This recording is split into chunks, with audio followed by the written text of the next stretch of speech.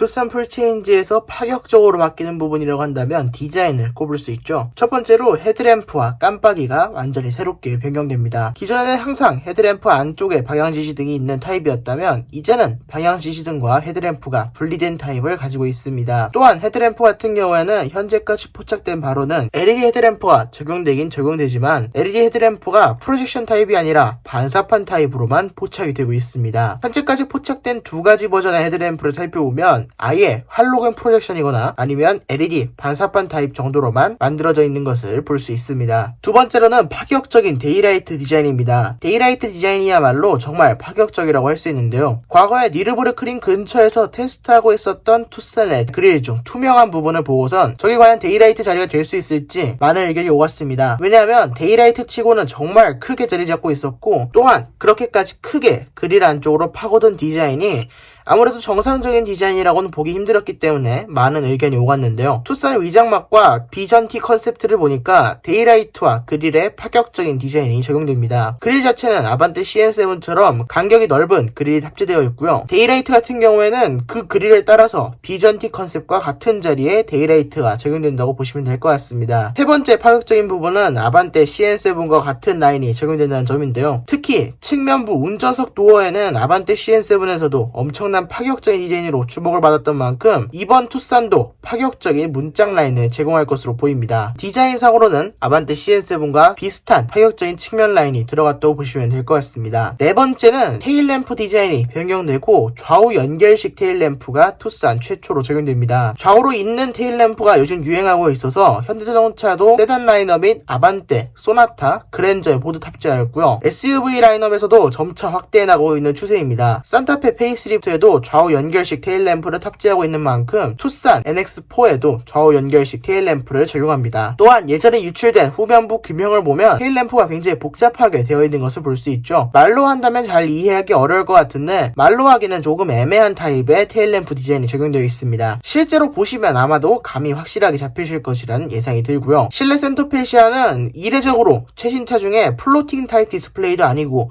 계기판과 이어지는 디스플레이도 아닙니다. 현재 나오고 있는 현대자동차 보면 팰리세이드, 산타페, 투싼 페이스리프트, 코나, 베뉴, 그리고 소나타 이 차량들은 모두 플로팅 타입 내비게이션이 적용되어 있고요. 그랜저나 아반떼 같은 경우에는 아예 계기판과 이어진 타입의 모니터를 제공하고 있는데 이제는 아예 좌우가 분리된 모니터를 탑재하고 있습니다. 계기판은 위에 있고 센터 모니터는 조금 아래에 있다고 보시면 될 것 같은데요. 벤츠 S클래스도 이런 식으로 나오는 걸 봐서는 요즘은 또다시 이런 디자인이 유행하는 것 같습니다. 그렇지만 한 가지 걱정되는 점은 벤츠 S클래스는 헤드업 디스플레이가 기본 적용되어서 이런 옵션이 가능했을 텐데 투싼 같은 경우에는 헤드업 디스플레이도 기본이 아닌데 이런 경우에는 정보를 잘 습득하게 할 수 있을지라는 의문이 들긴 듭니다. 실내 계기판은 지금까지 보지 못했던 계기판이 적용될 예정이고요. 기존 투싼에서는 제공되지 않았던 헤드업 디스플레이 옵션 역시도 추가될 것으로 보입니다. 이런 식의 모니터를 탑재했기 때문에 헤드업 디스플레이를 탑재하지 않으면 조금은 보기 힘들어질 수 있기 때문에 헤드업 디스플레이 같이 도와줄 수 있는 요소는 필수적이라고 보여집니다. 플랫폼은 당연히 3세대 플랫폼이 적용될 예정이고요. 3세대 플랫폼이 적용되는 만큼 주행 안정성에서도 조금 효과가 있을 것 같고 기존에도 워낙 좋았던 안정성인 만큼 안전성에 대해서는 얘기할 필요 없이 좋을 것 같습니다. 파워트레인은 2.0 디젤, 1.6 디젤, 1.6 터보는 기존과 동일하게 유지될 것으로 보이고요. 1.6 터보 하이브리드는 예정이 되어 있다고 합니다. 플러그인 하이브리드는 현재까지 설만